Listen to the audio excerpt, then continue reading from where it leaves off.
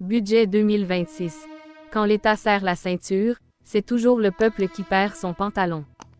Le pouvoir corrompt, et le pouvoir absolu corrompt absolument, disait l'historien britannique Lord Acton. Mais au pays des droits de l'homme et des taxes nouvelles, certains semblent penser que c'est la facture qui rend sage, pas la morale. Bienvenue sur Média France, la chaîne qui ne mâche pas ses mots sur l'actualité politique française et internationale, surtout quand il s'agit de décortiquer les jongleries budgétaires de nos dirigeants. Aujourd'hui, on plonge dans les coulisses du budget 2026, ce texte censé redresser les comptes publics, mais qui, pour beaucoup, ressemble à un plan d'austérité déguisé en cure de minceur nationale. Alors, chers abonnés, accrochez vos ceintures, surtout si vous payez des impôts. Et avant de commencer, dites-nous en commentaire, selon vous, qui devrait faire le plus d'efforts dans un pays endetté, le citoyen ou l'État? Et bien sûr, abonnez-vous à Média France, parce qu'ici, on appelle un déficit un trou, et un mensonge, une stratégie politique. Partie 1, le compte de la dette et du déficit. La France dans le rouge, version longue. Mesdames et messieurs, asseyez-vous confortablement, parce que ce que vous allez entendre ressemble moins à de l'économie qu'à un feuilleton dramatique à suspense, avec des chiffres qui tombent comme des coups de bâton sur le dos des contribuables. Chaque année, le gouvernement français nous annonce la même chanson, le déficit se réduit. Mais, chers spectateurs, c'est un peu comme promettre du jambon dans un sandwich, et servir juste du pain sec. Cette année, le fameux budget 2026 devait réduire le déficit à 4,7% du PIB, mais maintenant, surprise, on vise 5%. Oui, 5%. On peut applaudir ou pleurer, selon que vous soyez ministre ou citoyen lambda. Et là, mes amis, c'est le moment où la réalité frappe fort. Pour la première fois depuis la Ve République, le Parlement débat d'un budget sans majorité claire. Fini le temps où le gouvernement pouvait balayer d'un revers de la main les députés gênants avec le fameux article 49.3. Non, cette année, il faut négocier, convaincre, flatter, supplier, un peu comme demander à son voisin de vous prêter du sucre, mais avec 30 milliards d'euros en jeu. Le Premier ministre Sébastien Lecornu a juré, et croyez-moi, c'est rare, de ne pas utiliser le 49.3. Admirable, oui, mais un peu comme un funambule qui décide de traverser le vide sans filet alors que le vent souffle à 100 km/h. Le moindre faux pas et le budget pourrait tomber dans le trou noir de l'Assemblée, laissant les Français regarder leurs poches se vider comme par magie. Et parlons-en, de ces poches. Les mesures sont déjà minutieusement disséquées. Suppression de certaines aides, nouvelles taxes, réduction de primes, mais ce qui rend ce débat historique, c'est que les députés socialistes sont devenus les maîtres du destin budgétaire. 69 députés, juste 69, mais avec le pouvoir de dire oui ou non à un budget qui pourrait changer la vie de millions de Français. Imaginez, 69 personnes tiennent dans leurs mains l'équivalent d'un trésor national, et chaque regard vers eux pourrait décider si vous payerez moins ou beaucoup plus. Et c'est là que la valeur ajoutée unique de cette partie apparaît. Contrairement aux autres partis, ici, nous ne parlons pas encore de qui perdra ou gagnera des primes, mais de la mécanique invisible et presque comique de la politique. Oui, le budget n'est pas juste des chiffres, c'est un théâtre grandeur nature, avec des alliances improbables, des menaces voilées, et des députés jouant à qui tiendra le coup le plus longtemps. Pour nous, simples spectateurs, c'est un spectacle surréaliste, on observe. On rit jaune, et parfois on se demande si ce n'est pas une pièce de théâtre absurde, écrite pour nous rappeler que la démocratie peut parfois ressembler à un cirque politique. Alors, chers spectateurs, avant de continuer, je vous pose la question. Si une poignée de députés peut décider de votre futur financier, est-ce encore de la démocratie ou du théâtre d'ombre? Réfléchissez-y, mais surtout, abonnez-vous à Média France pour ne rien manquer de cette saga. Parce qu'ici, on ne vous raconte pas que des chiffres, on vous raconte l'histoire qui se cache derrière chaque euro volé ou épargné. Et maintenant, restez bien attentifs, car dans la partie 2, nous plongerons dans le monde des apprentis et des jeunes qui paient déjà la note, là où les aides fondent comme neige au soleil et où chaque euro économisé par l'État tombe directement sur le dos de la jeunesse française. Partie 2. Jeunes et apprentis, le budget qui coupe les ailes. Mesdames et messieurs, accrochez-vous, car ici, on entre dans la zone où le budget devient moins mathématique et plus cruel, le monde des jeunes apprentis et alternants. Oui, ces héros du quotidien, qui rêvaient de décrocher un permis de conduire, une première expérience en entreprise et peut-être, osons le dire, un futur. Mais cette année, le gouvernement a décidé de jouer aux sculpteurs, sur leurs rêves. Commençons par la première mesure qui fait bondir. La suppression de l'aide de 500 € pour le permis de conduire. Imaginez, vous êtes jeune, vous rêvez de conduire votre première voiture, de commencer à vous déplacer pour vos stages, et paf! L'aide disparaît comme par magie, pour économiser 40 millions d'euros. 40 millions. Mais le pire, c'est que l'association des apprentis crie déjà au scandale, et moi je vous le dis. Cette décision, c'est un coup de bambou sur le dos des jeunes, un vrai. Et ce n'est pas tout. Les primes à l'embauche des apprentis vont fondre de 30%.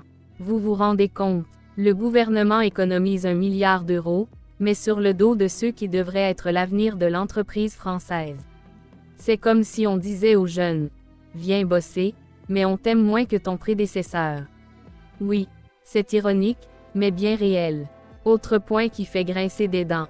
Les cotisations sociales des apprentis pourraient augmenter. Jusqu'ici, un jeune apprenti payait moins qu'un salarié normal. Mais demain, il pourrait bien se retrouver à payer le prix fort pour apprendre un métier. En clair, le gouvernement rend l'apprentissage plus cher pour ceux qui ont déjà peu. Si ce n'est pas une blague politique, je ne sais pas ce que c'est.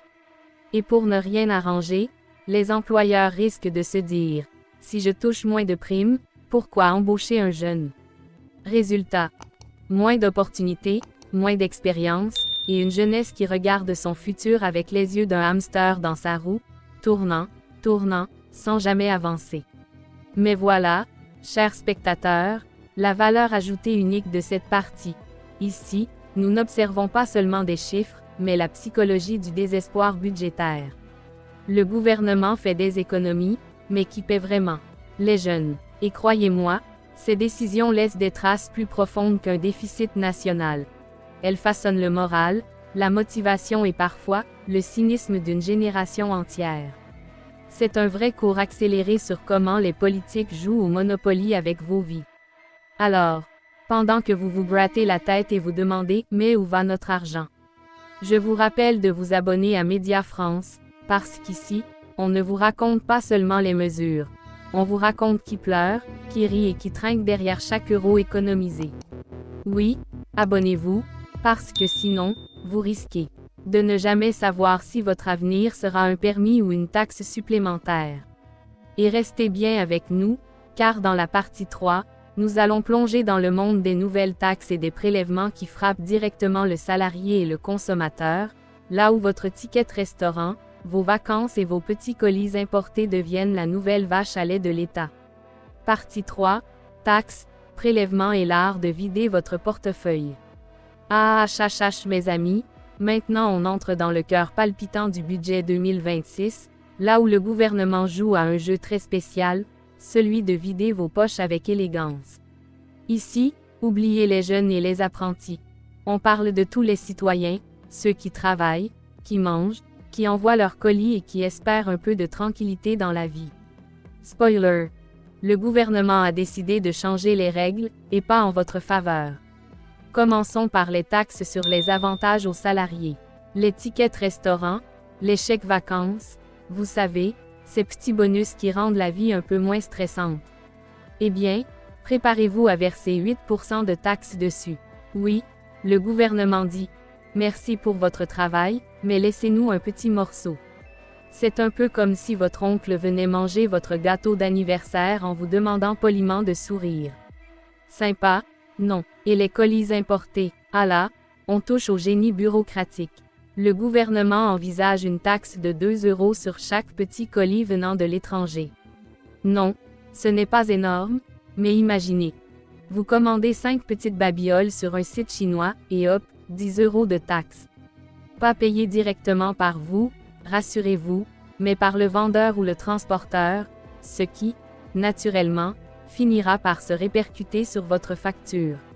Et comme dirait mon voisin, quand l'État veut, il trouve toujours un moyen de vous sucer l'os jusqu'à la moelle. Et puis, on a les liquides pour cigarettes électroniques. 50 centimes par flacon. Pas énorme pour certains, mais pour le jeune vapoteur ou le consommateur assidu, ça devient un nouvel impôt sur le plaisir. Là encore, l'idée est subtile. Économiser pour l'État, mais faire sentir la dépense à chacun. C'est presque poétique, si ce n'était pas aussi cruel. Maintenant, la valeur ajoutée unique de cette partie. Contrairement aux précédentes sections, ici nous ne parlons plus seulement de qui paie ou perd, mais de la créativité du gouvernement pour transformer le quotidien de chacun en source de recettes. Oui, mes amis, ces mesures ne sont pas là par hasard. Elles sont pensées comme un chef-d'œuvre de stratégie fiscale, où chaque euro est extrait de votre portefeuille avec précision chirurgicale. Le ticket restaurant, le colis, la vapoteuse, tout devient un instrument de collecte, une symphonie d'impôts qui fait danser les chiffres pendant que vous dansez la samba du désespoir. Et bien sûr, chers spectateurs, pendant que vous réalisez que votre portefeuille commence à suer, je vous rappelle encore une fois de vous abonner à Média France. Ici, on ne vous dit pas juste que vous allez payer plus, on vous raconte comment et pourquoi chaque mesure vous touche personnellement. Abonnez-vous, parce que sinon, vous risquez de découvrir toutes ces subtilités fiscales, en payant la facture avant de comprendre. Et pour la suite, accrochez-vous, car dans la partie 4, nous allons entrer dans le domaine des arrêts maladie et remboursements médicaux, là où le gouvernement transforme votre santé en calcul de déficit et où chaque consultation pourrait vous coûter un peu plus cher. Partie 4, arrêts maladie et médecine. Votre santé, la nouvelle caisse de l'État. Mesdames et messieurs, attachez vos ceintures, parce qu'ici, le budget 2026 commence à toucher l'intimité même de votre vie quotidienne. Votre santé, oui, votre médecin pourrait bientôt être plus regardant sur le nombre de jours que vous pouvez rester au lit sans que l'État crie « dépenses inutiles ». Point. Le gouvernement envisage de réduire la durée des arrêts maladie. Aujourd'hui, un médecin peut prescrire plusieurs semaines d'arrêt pour un simple coup de fatigue ou après une hospitalisation. Demain, 15 jours maximum pour un premier arrêt, un mois après hospitalisation. L'objectif affiché est simple. Diminuer le déficit de la sécurité sociale. Traduction à la camerounaise. On vous fait travailler plus, mais on vous paie moins, et surtout, on économise sur votre santé. Mais ce n'est pas tout. Les remboursements médicaux sont sur la sellette. Une boîte de médicaments coûtera désormais 2 € au lieu de 1 €, une consultation médicale pourra passer de 2 à 4 €. Les exceptions existent pour certaines catégories, mais pour le reste d'entre vous, c'est la nouvelle taxe déguisée sur votre bien-être. C'est un peu comme si l'État vous disait « Tu veux être en bonne santé? Paie d'abord ton ticket ». La valeur ajoutée unique de cette partie réside dans le fait que nous ne parlons plus seulement de finances ou d'économie, mais de psychologie sociale et de survie quotidienne. Ces mesures ne frappent pas seulement le portefeuille, elles changent la relation des Français avec leur santé. Quand chaque arrêt maladie devient un luxe, quand chaque boîte de médicaments pèse sur votre budget, on ne parle plus de prévention ou de soins, mais de contrôle de la population par l'argent. Oui, mes amis, le déficit public se gère sur votre dos, et le gouvernement joue à un jeu où la monnaie de votre corps devient la variable d'ajustement. Et évidemment, comme toujours, chers spectateurs, n'oubliez pas de vous abonner à Média France. Ici, on ne vous raconte pas seulement le budget. On vous montre comment chaque décision politique transforme votre vie quotidienne en tableau Excel, avec vos efforts et vos sacrifices comme chiffres clés. Abonnez-vous, parce que sinon, vous risquez de découvrir que votre santé est désormais comptabilisée avant même d'entrer chez le médecin. Restez bien attentifs, car dans la partie 5, nous allons explorer les allocations familiales et le gel des prestations sociales, là où le gouvernement redéfinit le soutien aux familles et transforme chaque euro en une énigme pour survivre au quotidien. Partie 5, allocations familiales et prestations. Le gel du rêve des familles. Mesdames et messieurs, préparez-vous, car dans cette partie, le budget 2026 met les familles françaises dans le viseur. Oui, là où chaque euro compte, chaque allocation est scrutée, et là où le gouvernement semble décider de jouer à Monopoly avec vos enfants. Prenons les allocations familiales. Jusqu'ici, elles augmentaient lorsque le deuxième enfant atteignait 14 ans, histoire de couvrir les dépenses liées à l'adolescence. Mais maintenant, attention mes amis, cette limite est repoussée à 18 ans. Traduction. Les familles qui avaient déjà compté sur ce petit coup de pouce voient leur budget se rétrécir pendant 4 années cruciales. Imaginez une famille avec 2 enfants adolescents qui devaient recevoir 2 700 € supplémentaires par an. Le gouvernement dit désormais « non, merci ». Comme un voisin grincheux qui ferme la porte au nez des enfants. Et puis il y a l'idée de l'année blanche. Vous savez, ce concept où les prestations sociales comme les pensions ou les allocations chômage restent au niveau de 2025 malgré l'inflation. Pour vous, ça veut dire que les prix montent, mais votre argent reste figé. On pourrait presque appeler ça « la magie de l'illusion budgétaire », vos euros valent moins, mais vous continuez à payer le même prix pour tout. Le gel du barème de l'impôt sur le revenu entre également en jeu. Cela signifie que certains Français pourraient se retrouver à payer plus d'impôts, même si leur salaire augmente à peine, parce que le calcul ne suit pas l'inflation. En clair, le gouvernement se sert des familles comme d'une pompe à billets, sans crier gare.